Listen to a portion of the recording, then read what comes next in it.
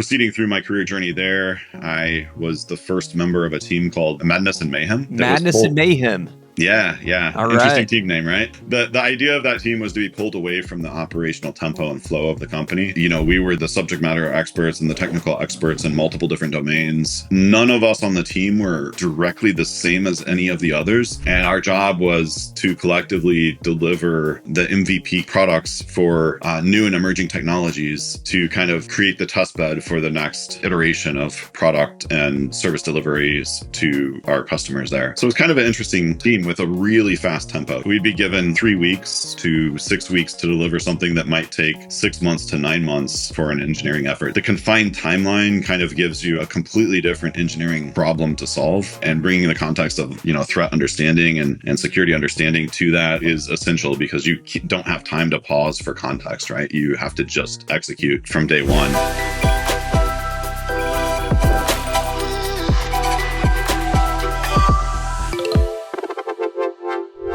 All right, what's up, everybody, and welcome back to Meet the Expletives. Ben Baker, Director of Content here at Expel, and today we have the unique privilege and opportunity to be on with James Shank, Director of Threat Operations here at Expel. James recently joined the company and is already making an incredible impact. James, today, welcome. I want to ask you about your life and your journey, ask you about Expel and your experiences so far, and then maybe throw a curveball at you at the end. Does that sound good?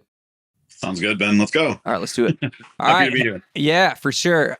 Introduce yourself and give us an overview of your career. I know that your career journey is fascinating, and we're super glad you're with us now. But kind of give us a look at your journey thus far. Sure. I guess the abbreviated view focused on the last 15 years.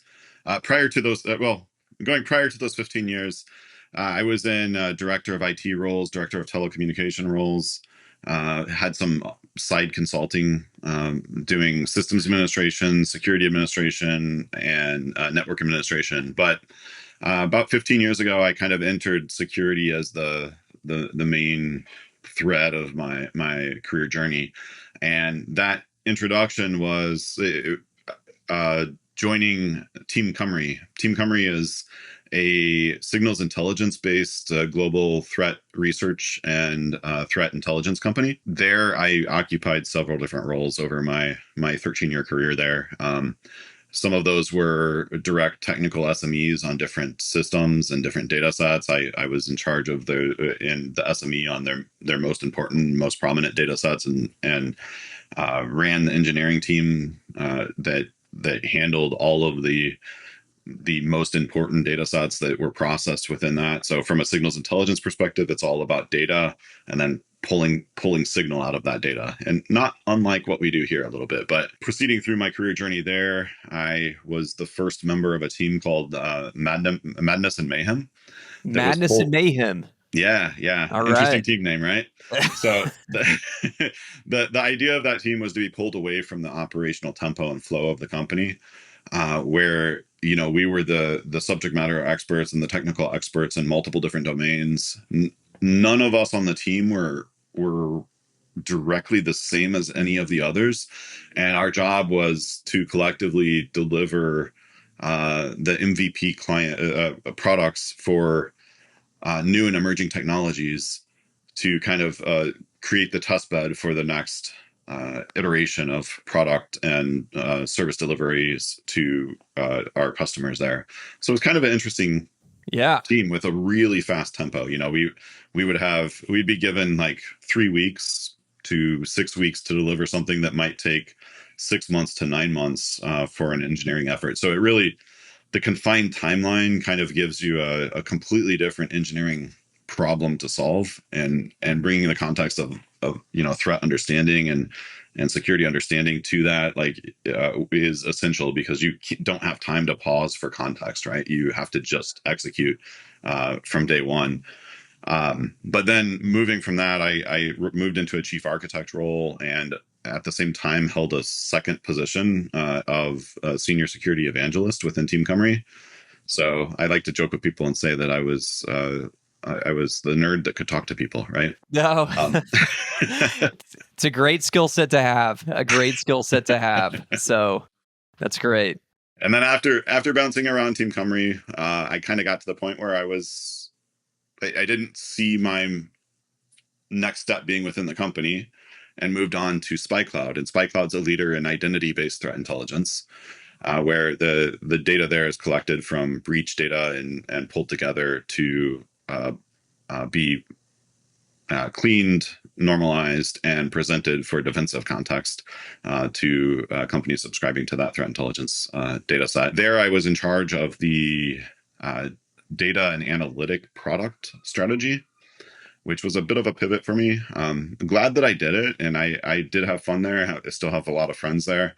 But I really don't know that my heart is in product. So Yeah, fair enough. so then coming my gateway into Expel, I a while back I asked in a threat intel group that I'm a member of if anybody wanted a mentor, and our own Aaron Walton reached out and said, "Hey, I'd love a mentor." And then that started a relationship. Well, I had known Aaron prior to that, but that continued to progress a relationship. And then eventually that was, oh, there's this opening here. This might be interesting. So I love it. now I'm here. I love it. Yeah, anyone who has even loosely followed Expel over the past several years has no doubt seen Aaron's great work coming out of Expel. He was the team of one in terms of the threat intelligence for a while, but he was producing at a high level and continues to do so. And now we're continuing to kind of scale out that team, which is really exciting. You're here at Expel now. You're bringing, as every new employee does, you bring in a fresh set of eyes. So far, what's kind of your favorite part of working here? So what do I like the best about Expel? I would say that there's an energy to Expel. There's a newness to Expel. Not that we're a small company anymore, but there's still. It seems like there's a lot of ground to capture. There's a lot that we can do, and there's a lot of room and potential for both innovation as well as strategic land grabs. In terms of both the market and solving problems for our customers. So I like the how open the opportunity is here, right? And then within the threat operations department directly, you said everybody's aware of Aaron, and Aaron was a single man doing threat intelligence for quite some time and doing a great job. I am looking forward though to formalizing the program, formalizing the delivery, and growing our impact both for our customer base, but also for contributions to the security community writ large through publications and through releasing some of the intelligence that we collect ourselves internally. There's a lot of green field that we can go after, and it's nice to see the right people are in place. What we need to do is we need to build and do more instead of fix and stop doing certain things, right? So it's nice to see that everything was directionally orientated well, and we need to amplify it and grow it. Do you have a routine yet? Is there a regular day-to-day for you? Are you regularly, looking at headlines and doing threat research on your own? What does that look like for you at the current moment? That's a great question. Right now, there's a lot of program development and program building.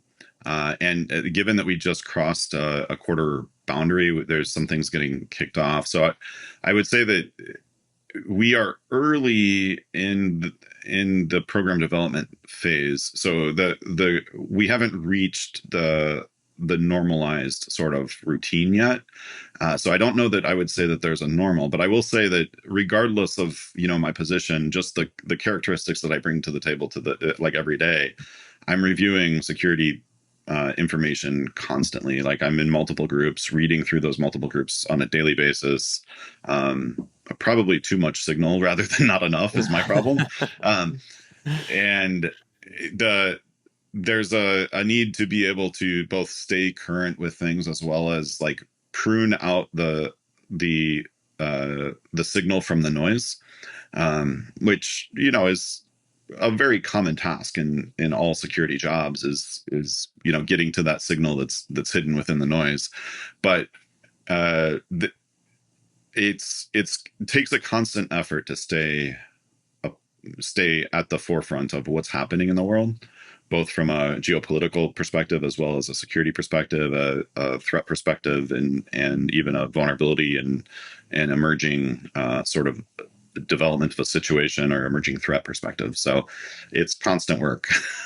Well, a question about that. When you talk about finding the signal in the noise, when it comes to doing that, do you feel like your experiences and your career, having been in the field for as long as you have, does that help you do that? Like, what helps you know what's worth chasing and what's worth, it's not really. Like, how do you determine that? How do you determine what's worth paying attention to? That's a great question. I would say and this is not I'm not trying to cop out with this answer, but I would say that there's a learned experience to that. And I would say that the difference between a seasoned and professional or not professional, but advanced career analyst and an early career analyst is it's how far you chase the rabbit down the hole, right? There are always rabbits to chase. There's always going to be some holes, and the thing that determines the difference between the more senior or the principal level analyst versus a more junior is how far you go down the hole with the rabbit, right? Now, that being said, you don't always get it right, and there's sometimes that you have to just get in deep enough to understand the context where you're looking for further enrichment, further context with other sources. So you might just mentally tag or mentally flag that there's a story here, or there's something possible here, and you then move on quickly until you realize later via some other confirmation that it becomes relevant. So Sure. Yeah. there, I, I would like to say that there's a hey, you just follow this checklist process, but I don't know. I mean, maybe it's just that I'm not good enough to know what that checklist is, right? But I don't know that there is a checklist. I think there is a bit of you have to have a broad context, you have to have broad understanding, and you have to have seen a few things play out uh, in your experience before you can kind of tune that filter, that mental filter yourself. I think that totally makes sense. That's not a cop out. That answer is not a cop. It's a good answer. It's a good answer. What's something about Expel that you don't think a lot of people know, but maybe they should? Maybe something about the culture that you've noticed thus far in your time here. Like, is there something you've noticed that is worth calling out? Yeah, actually, there's something that actually directly relates to my job and the role of threat intelligence. Not to get too like personal with this answer, but part of the reason I came to Expel was because the model that Expel's built. The way that Expel it built the model is they emphasized the SOC team efficiency and SOC team accuracy as the core pinnacles of how to deliver quality service. And there's a lot of MDRs that take a different approach and they start with threat intelligence. But the way that I like to visualize this is that threat intelligence is like a shield that's opportunistically built based on a observation bias. You only see what you see, you only block what you can block, you only know about what you can know about. And anywhere there's a gap in that, the SOC team has to respond. Yeah. Our SOC team was the first priority here. Threat intelligence was also part of the story as well, but it wasn't the emphasized direction for how to provide quality MDR service because things always slip through. There is no perfect threat intelligence. There is no perfect way to stop threat actors. A reality is compromise is expected. Sure. It's a question of how well do you respond to that. And the founders had the foresight to know that, and they emphasized building a incredibly well performant SOC team as a first order priority. That allows me to come in with threat operations and perform the role that threat operations ought to always perform for an MDR and for companies as well, which is to augment and make them more efficient, not be the driver for the SOC accuracy and SOC performance, because we can't drive those the ability for our SOC team to respond. What we can do is we can help the SOC team be more responsive, be more capable, be more empowered, be more have a better information state with context that we're providing on top of what they're already seeing. So the fact that they already have the core skill set and they're tried and true and tested, it puts us in a great state to just come in and turn that up several steps and augment that and come out with a better performance for our customers and for our product. All right, let's round this out with a very important question. As you probably know by now, some of our meetings are started with a very important question, which is a very important question that's not really that important, if we're being honest here. But I'm going to ask you one anyways. Let's see. This is an interesting one. What's the weirdest thing that you've ever eaten on purpose? It's not super weird, but I would say reindeer. We'll take reindeer. So it's not like the reason it's not very weird in certain cultures, right? And one of my jobs when I was a senior security evangelist, I would travel around the world to like meet people and talk up security. And when I travel and I sit down in a new country, I like to know what's special about that country. What are their traditions? And I'm not squeamish, so I will eat pretty much anything. Love it. So I've gone to new countries before and just sat down and said, "Bring me whatever feels like what your mom would cook for you." I love it. That's great. And it's always served me well. What's the flavor profile like on reindeer? So it's a little gamey. It doesn't.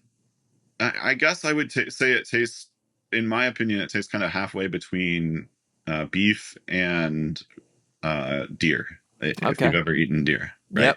Yep, for sure. So it's a little. It's not as gamey as deer is, but it is a little bit gamey, and it has a nice flavor to it. I like it. Hey, James, thanks for joining us today. This was great. Again, I was excited when I found out that we were sitting down with you. Super glad you're at the company, and really pumped to see what the threat intel team does. I think it's going to be awesome. So thanks, Ben. I appreciate you taking the time to chat with me.